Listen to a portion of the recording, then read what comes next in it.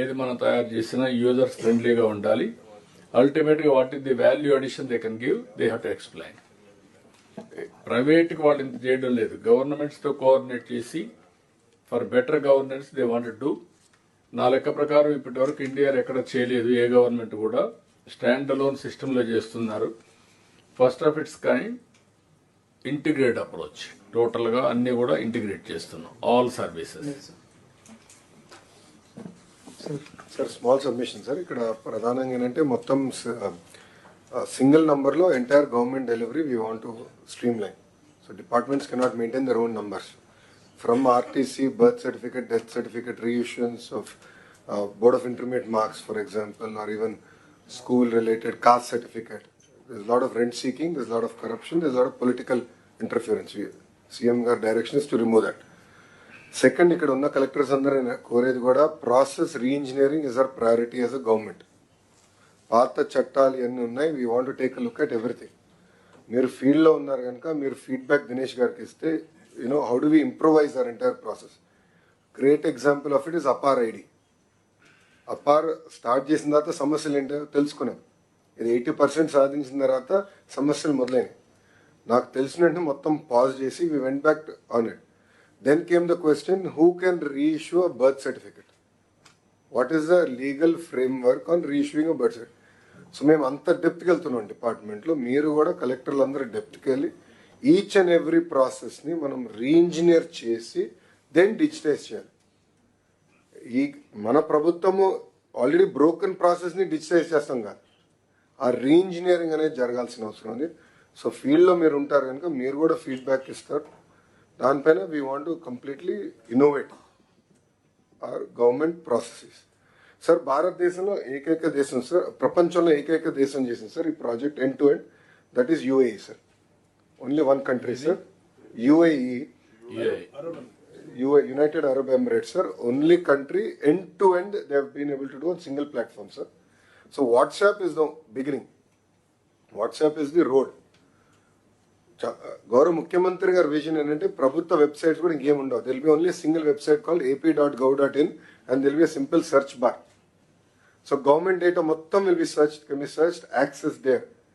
ఆ సర్చ్ బార్లో కూడా వెళ్ళి సింపుల్గా నాకు పెన్షన్ రావట్లేదు అని కొడితే వర్క్ ఫ్లో, వాట్సాప్లో ఏదైతే వర్క్ ఫ్లో ఉందో ఆ work flow will start there. అట్లా మొత్తం గవర్నెన్స్ని మొత్తం స్ట్రీమ్ లైన్ చేయాలి అనేది గౌరవ ముఖ్యమంత్రి గారు ఆదేశం. సో ఇదేదో it is not a dog and pony show project, it is not a vanity project, it is about true delivery of services to the end man.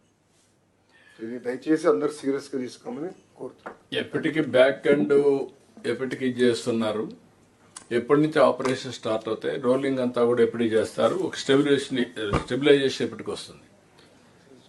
Sir మనకి ఈ 153 సర్వీసెస్ సార్ ఒక 10 days లో entire end to end complete integration అయిపోతుంది sir. ఒక I think in 15 days we can roll out sir for these 153 services. Back end అంతా రెడీగా ఉన్నాయా? 153 కి everything is ready sir. 153 is already been tested, validated, sir. Finance, gateway integration, we need to just finalize it, sir. Otherwise, we are through for 150. ఎప్పటికి అవుతుంది gateway finance? Sir 10 days sir. We are on it, sir. Not at all a problem. 10 days will be done. Yes sir. ఇందులో grievances పెట్టారు, అది తీసిపోతే మొత్తం black అయిపోతుంది WhatsApp అంతా. ఇందులో కాకుండా వేరే పెట్టుకోవాలి. అంటే ఒక నిమిషం, గ్రీవెన్స్ రిడ్రెసల్ అంటే గ్రీవెన్స్ స్టేటస్ ఒకటే తెలుసుకున్నట్టు పెట్టారు.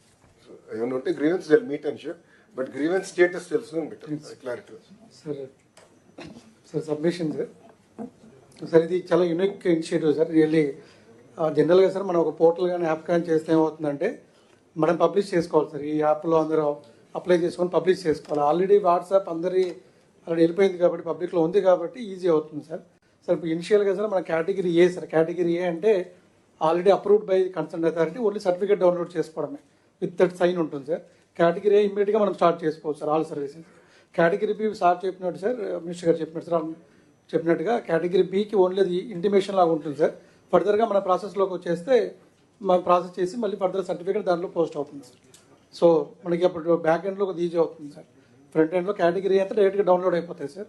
కేటగిరీ బి మాత్రం ఇంటిమేషన్ లాగా మన ప్రాసెస్లోకి వస్తుంది, మళ్ళీ అక్కడ మనం అప్రూవ్ చేస్తాం సర్వీస్లో. దాని ఆఫ్టర్ ఫైనల్ అవుట్పుట్ డాక్యుమెంట్ వాట్సాప్లో వస్తే మనకి ఈజీ అవుతుంది. That we can only thing ఏంటంటే సార్ సర్టిఫికెట్స్కి QR code we need to fix.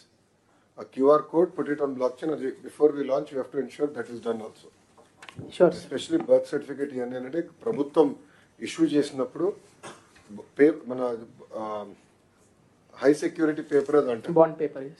Not bond paper, it's high security ఈ సెక్యూరిటీ మధ్యలో సెక్యూరిటీ ప్రింట్ ఉంది సార్, మనం ఈ పాస్బుక్ చేసిన సెక్యూరిటీ ప్రింట్. ఈ passbook is different, but even birth certificate ఇచ్చినాక ఒక టైప్ ఆఫ్ పేపర్ మనం ఇవ్వాలి. I'm not challenging that. Why do we need to give it on a separate paper? It can be given on any white paper as long as QR code is there and data is on blockchain. It goes to ap.blockchain.ap.gov.in or any other URL and on ap.gov.in, and we are able to validate the data. So Adigoda we will do that so that they can check the validity of the certificate. Yeah, వీలైనంత వరకు మీరు ఇచ్చే documents అన్ని కూడా 100% will be. Legal scrutiny కూడా చూసుకొని legal valid ఉండాలి. You work it out and users ఫ్రెండ్లీగా ఉండాలి. Time to time all collectors కానీ డిపార్ట్మెంట్స్ కానీ అందరూ ఇంటరాక్ట్ అవుతూ we are take to the logical conclusion.